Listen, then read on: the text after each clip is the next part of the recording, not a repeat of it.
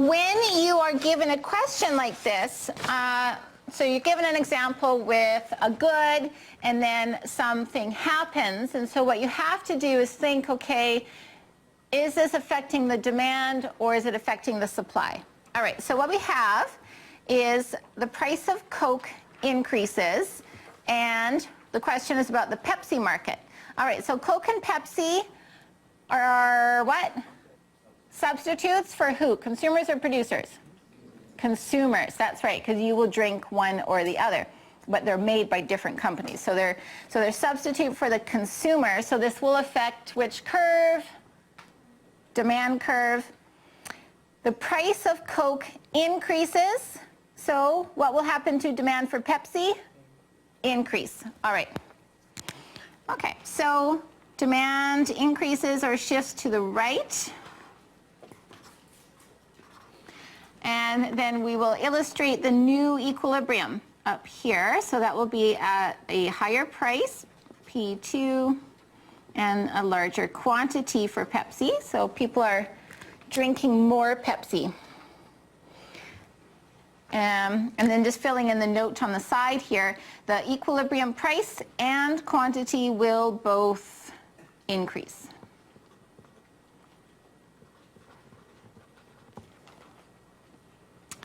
And then in the box here, what I want to do is use the right phrase for describing verbally what's happening.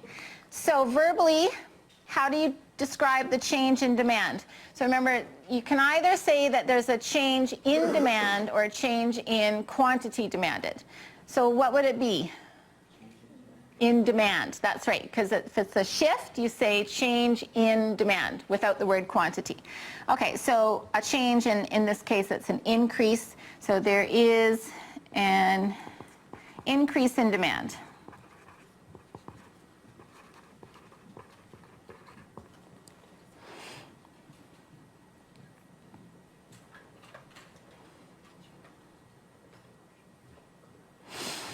On the supply side, the suppliers are supplying more because the equilibrium has gone from Q1 to Q2. So this is also the quantity supplied. They were supplying Q1, now they're supplying Q2, but it wasn't a shift. Why are they supplying more? Because the price went up. And so for the suppliers, they've gone along the supply curve from here to here. So has there been a change in supply or a change in quantity supplied? Quantity supplied. Okay, so there is in this example, an increase in quantity supplied.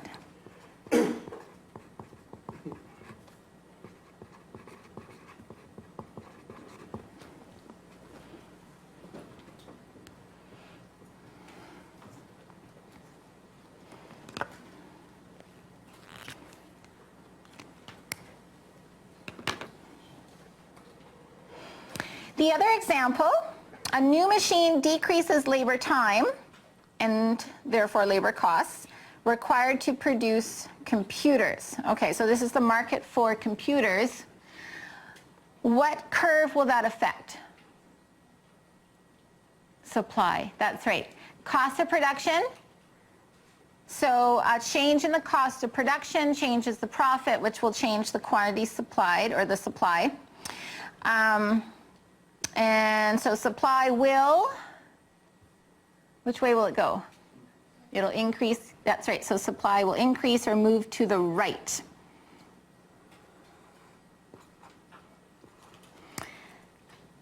The new equilibrium will be at a lower price, larger quantity.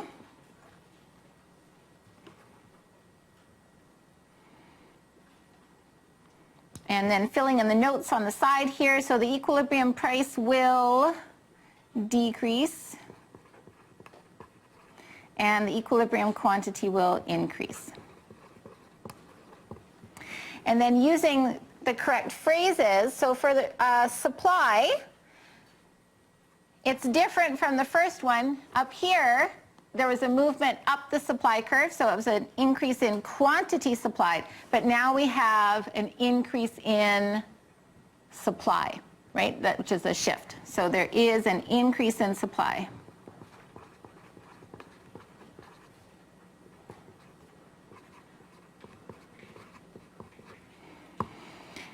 Now on the demand side, consumers are buying more.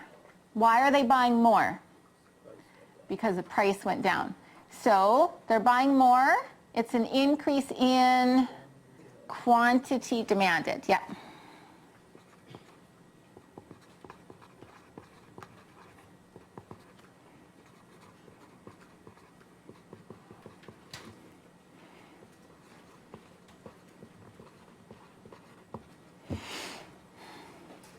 Okay, so this is exactly what economics is all about then. Trying to figure out and explain what's going on, like decision making. And so we have things that happen, we draw graphs to illustrate what's happening, and then we also have the vocabulary that goes along with it, so we can describe what's happening. Okay.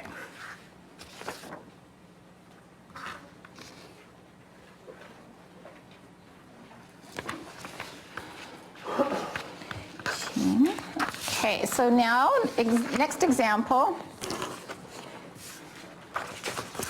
is about blueberries.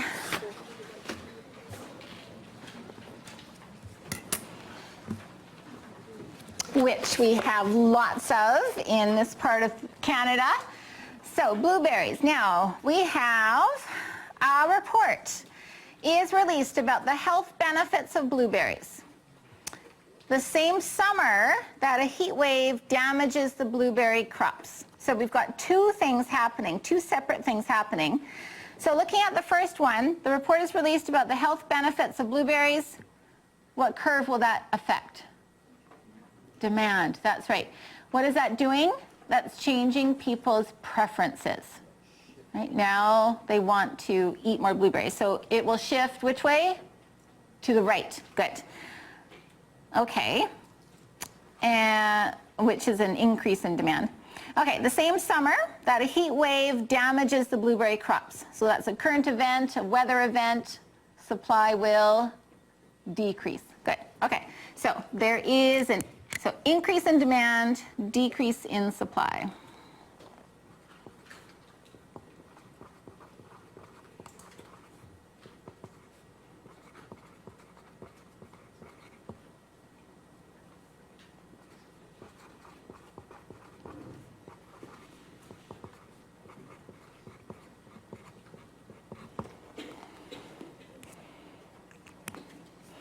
Now, before we draw it, just think about it. What will probably happen to the price? It'll go up, yeah. Both of these things are going to push the price up, right? Less supply, right? When a good is more scarce, drives the price up. More demand drives the price up. So both of these are pushing the price up. So for sure the price will go up. But what's going to happen to the quantity? Because we have an increase in the amount people want to buy and a decrease in the amount that's available. They're both then pulling the quantity in opposite directions. So we don't know yet what will happen to the quantity. It's going to depend on how much does the demand change to the right compared to the supply changing to the left. And we don't know which one is changing more. So that's why you've got two diagrams here, because there's a couple different outcomes that are possible depending on whether the demand is shifting more or if the supply is shifting more, or they could actually be shifting the same amount. Okay, so we'll show two scenarios here, then one where the supply shifts more and one where the demand shifts more. All right, so,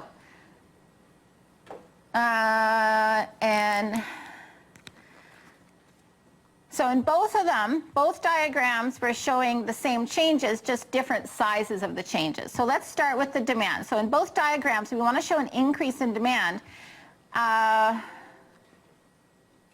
Oh, wait, no, okay, let's just start with this diagram first. Okay, so supply shifts more than demand. Okay, so supply shifts more. So let's show the decrease in supply And you want to show it as a fairly big shift to the left, so a decrease. And then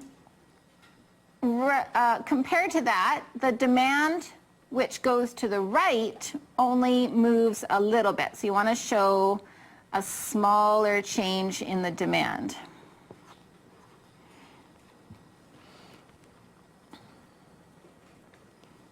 Okay, so bigger movement to the left for supply, smaller movement to the right for demand. Equilibrium, new equilibrium is up there. We have a higher price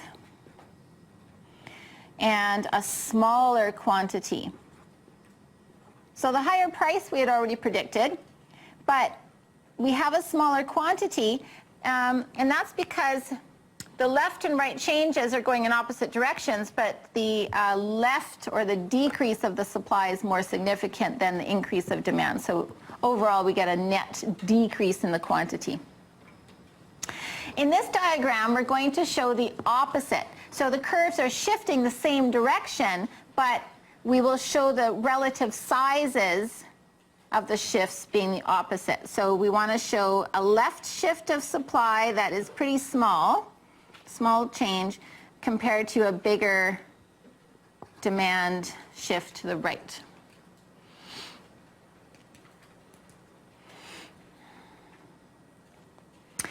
And then the equilibrium, which again is at a higher price, which we had predicted.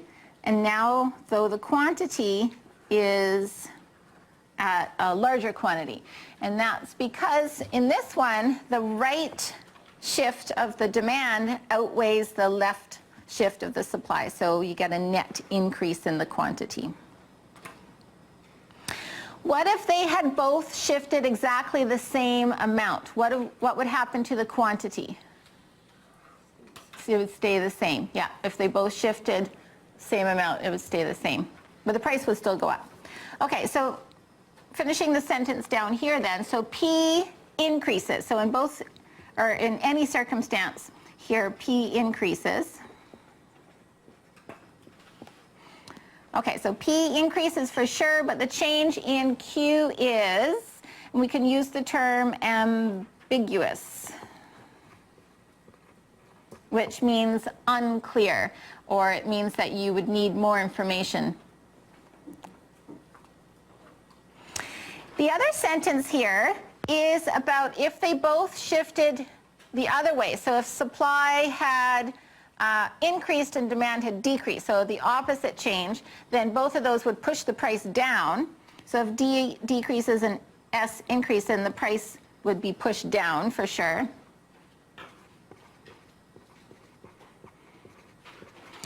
But again, because they're going left and right, then we wouldn't be sure if the quantity would be bigger or smaller. It would depend on which shifted more.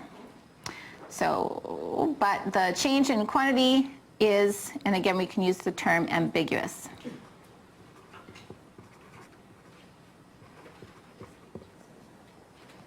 So we are not sure what happens to the quantity.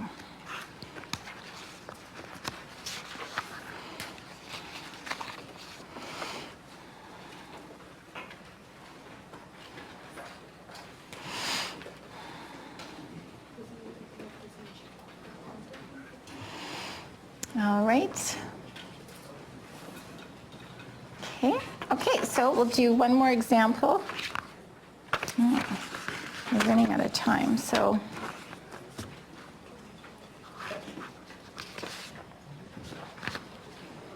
Okay. Blueberries again. First part's the same. A report is released about the health benefits of blueberries. Okay, so same effect as last one. There is an increase in demand.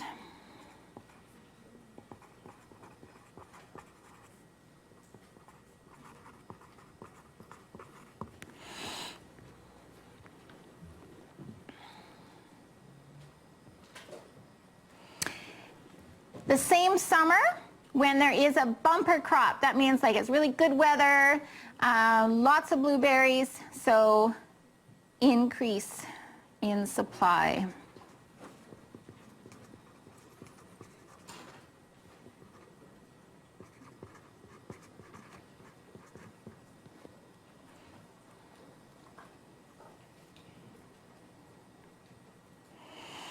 Now, both are increasing. So let's just think about it first, what's going to happen. Both curves are increasing. What will happen to the quantity? Both are going to the right. So the quantity will increase for sure. It has to. Both curves are going to be shifting to the right. So the quantity will increase for sure. But what will happen to the price? So an increase in demand tends to push the price up. An increase in supply, what does that do to the price? It pushes it down, right? So these will have opposite effects on the price. So what will happen to the price? It's ambiguous. We're not sure. It will depend which curve is more shifts more significantly. So just like in the other example, we will show the two possible outcomes then. First, if supply shifts more, and second, if demand shifts more. All right, so first, supply shifts more. Okay, so now we're showing supply shifting right, and we want to shift it quite a bit. So S2, we want to show it moving quite a bit to the right. Demand also shifting to the right, but just a little bit compared to the demand. Compared to the supply. Okay, equilibrium, lower price. Okay. So because the increase in supply is more significant, and that's pushing the price down, even though the increase in demand is pushing the price up, that is just a weak effect compared to the pushing down of the price by the increase in supply. So overall, price will go down. And then in the other diagram, we'll show the opposite. We'll show supply increasing a little bit. So now you want to show this curve moving to the right, but just a little bit, compared to fairly big increase in demand.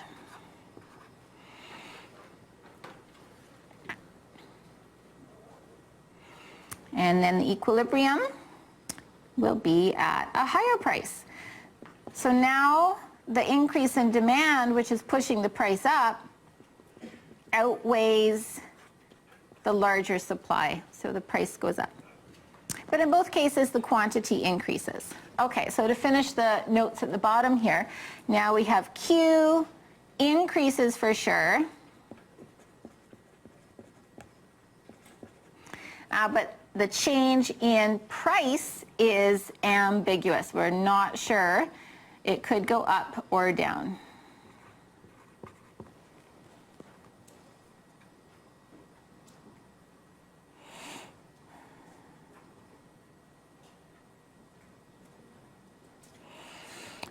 And then the other sentence is about what happens if both curves decrease. So if there's less demand and less supply, for sure the quantity in the market will decrease.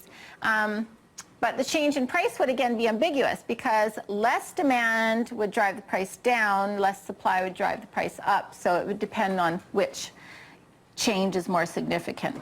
So if both D and S decrease, Q, the quantity in the market decreases for sure. But the change in P is ambiguous.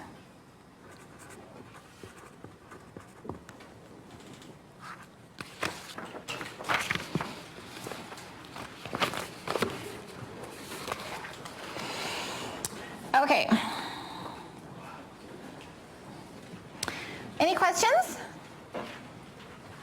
Okay. So I had planned on doing the tutorial today, or starting it anyway, but we've only got 10 minutes left, so I don't think it will be good to start the tutorial because we'll sort of get like half into a question and then we'd have to stop. So I think what we'll do is we'll do the full tutorial on Friday, and I think for the last 10 minutes what I'll do is I'll just do the next set of examples here. Okay? All right, so tutorial, we'll just do that on Friday instead. So we're almost done chapter 3, and then we'll do, so on Friday for sure we'll have time to finish the tutorial and finish chapter 3, and we'll probably start chapter 4, maybe just a little bit on Friday. So make sure you bring the chapter 4 notes on Friday. And then next week, we will just concentrate on finishing chapter 4 and doing the tutorial for chapter 4. And then the following week is your first midterm already. So you've got this week, next week, and then your midterm, which will be on the Friday. Can't remember what day of the week that is.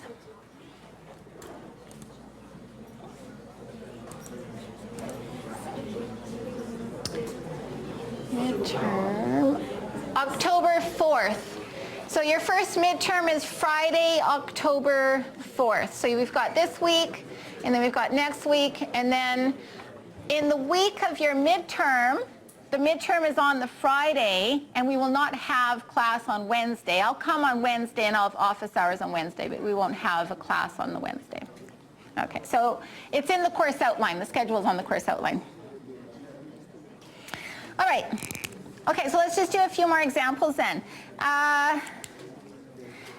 These questions are ones that you actually saw already about banana milkshakes, but earlier in the notes you just had demand by itself or supply by itself, and so now the difference is that we've got demand supply together so that we can see what happens to the equilibrium. All right, now, so market for banana milkshakes, and this one, first one is about banana muffins, which are a substitute in production for banana milkshakes. So not a substitute for the consumer, it's a substitute for the producer. The price of banana muffins increases. All right, so you've got your business, you've got a bunch of bananas in a kitchen. You're going to want to use more of your bananas to make muffins, which means your supply of milkshakes will decrease. That's right. You're making more muffins now. You don't want to make as many milkshakes. So we show the supply shifting to the left, S2, and then we want to show the new equilibrium, P2, Q2. And then using the proper phrases to describe the change, we have had a decrease in supply.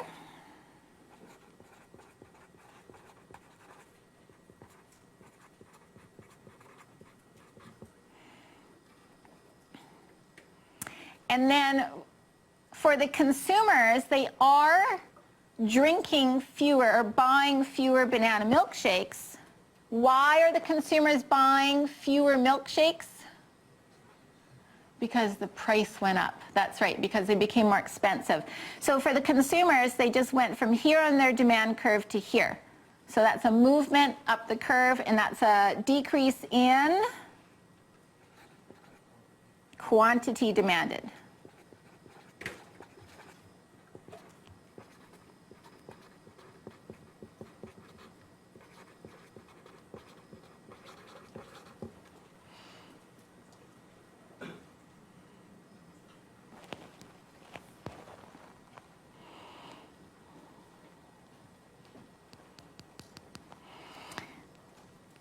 Next, banana milkshakes are a normal good and incomes decrease.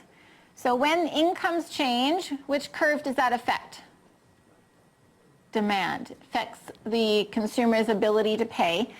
And remember, with an income change, demand could go either way depending if it's a normal good or inferior good, right? Yeah. Okay, so inferior goods were like low quality things that you just buy when you're poor.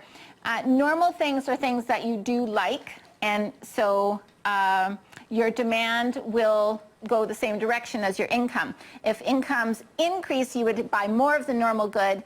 If incomes decrease, you will buy less of the normal good. So demand decreases. Okay, so demand shifts to the left. And then we'll show the new new equilibrium.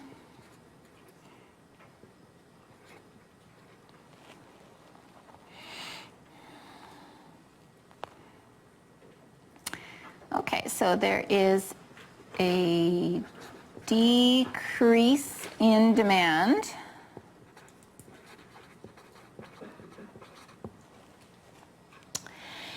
And then the suppliers are supplying less because the price went down. So that will be a decrease in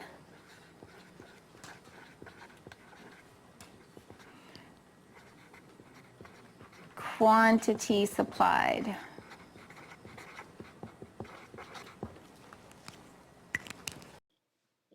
Okay, question 3 is a combination of the first two questions. Banana muffins are a substitute in production for banana milkshakes, and the price of banana muffins increases. At the same time, banana milkshakes are a normal good and incomes decrease. Okay, so both curves are shifting to the left at the same time. Now, we don't know which one shifts more though, so that's why you have two diagrams. In one diagram, you're going to show supply shifting more, and in the other diagram, you're going to show demand shifting more.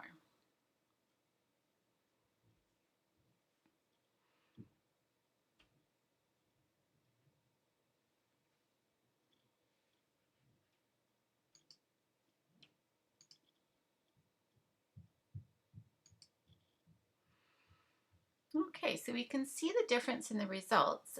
The quantity decreases for sure because both curves shift to the left. But in the left diagram, the price goes up. Now, when the supply decreases, that pushes the price up, and when demand decreases, that pushes the price down. But because the supply shift is stronger, there's going to be a net increase in the price. And then the opposite is true in the diagram on the right. The decrease in demand, which is pushing the price down, is stronger. So there's going to be a net decrease in the price. Okay, so there's a decrease in supply and a decrease in demand.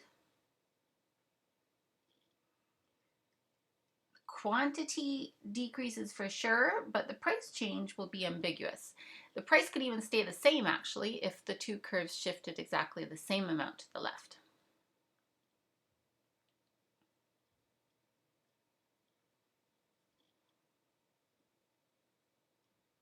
Okay, last question. A stronger Canadian dollar makes bananas cheaper. So you saw this example earlier in the chapter. Bananas being cheaper will increase supply of banana milkshakes. And at the same time, banana milkshakes are a normal good and incomes decrease. Okay, that's the same one that decreases demand.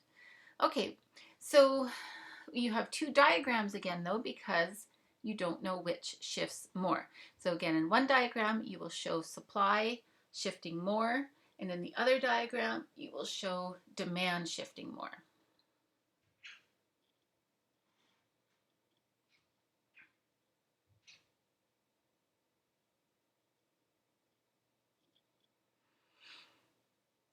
When supply increases, that will push the price down. And when demand decreases, that will push the price down. So we can see that in both diagrams, the price has decreased. But the two shifts are going in two different directions, to the right and to the left. And so then the change in the quantity is going to be ambiguous. In the left diagram, the shift to the right from supply is stronger, so we'll have a net increase in the quantity. And in the right diagram, the left shift of the demand curve is stronger, so we'll have a net decrease in the quantity. Okay, so we had an increase in supply, a decrease in demand. Price decreases, but delta Q is ambiguous.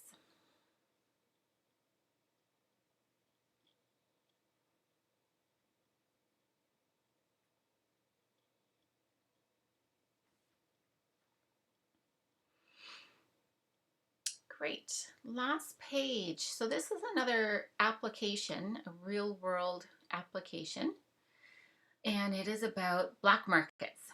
So first example is about marijuana, which is also cannabis.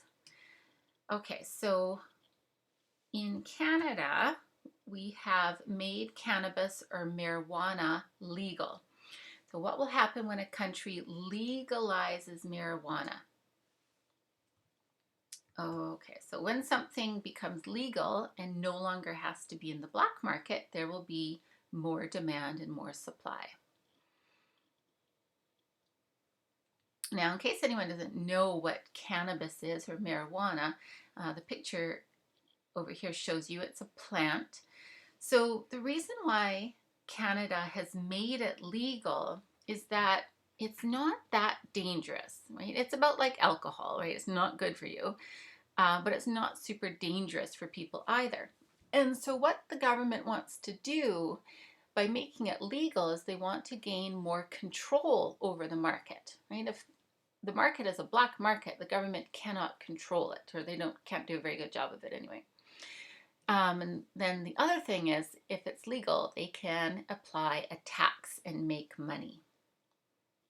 Okay, so in the diagram here, we'll show an increase in both curves, but I'm going to show a big increase in supply. And the reason I'm going to show a big increase in supply, oops, that's not very good. That's not very straight. Okay, try to make it a bit straighter. Whoa. Okay, that's not too bad. So a big increase in supply, because when it is illegal, production has to be very small, like just small places producing small amounts because they have to keep it hidden. But now producers can make big buildings, greenhouses, where they can grow large amounts at a time. Okay, but on the demand side, I'm only going to show a small increase.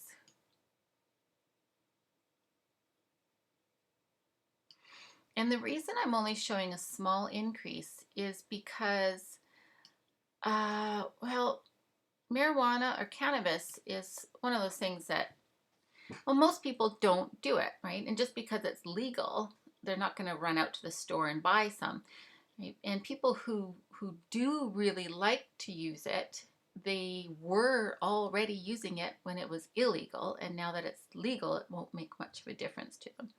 So there might be a small increase because people might feel it's a safer supply now, but it won't be a huge increase. Anyway, so the result for sure is an increase in the quantity.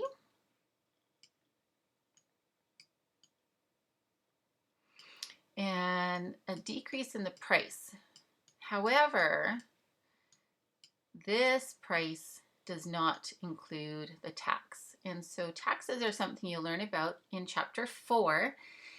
And taxes raise the price, right? They make things more expensive. Yeah, so after the government adds the tax, and the tax is going to be significant for something like cannabis, then the after-tax price probably is going to be even higher than the original price. Okay, and then the other one is opioid drugs. So you guys may have heard of this kind of a drug. It's some older kind of drugs were, say, heroin, opium, and there's newer drugs that are like Oxycontin and fentanyl and carfentanil. Anyway, so these kinds of drugs are very dangerous because they're super addictive. Okay, so marijuana or cannabis, it's not really addictive, right? You can try it and then you're not addicted to it. But opioid drugs, drugs based on opium, are highly addictive, and also it's very easy to take too much, and then people die very easily from taking too much of this kind of a drug. Okay, so this is a kind of drug that we would like to get rid of completely if we can, but the question is how to do that. Okay, so what a lot of governments try to do is just catch more of the people selling the drugs and give them more serious punishment. And so, of course, that is trying to decrease supply. Okay, so supply decreases because a higher risk of being caught makes drug dealing, that's the same as drug selling, more costly.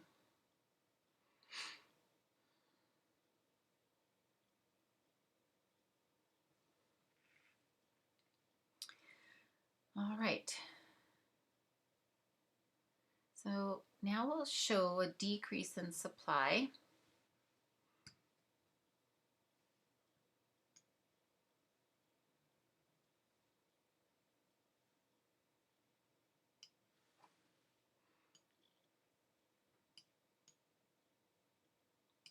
Okay. Now the result, of course, is a higher price.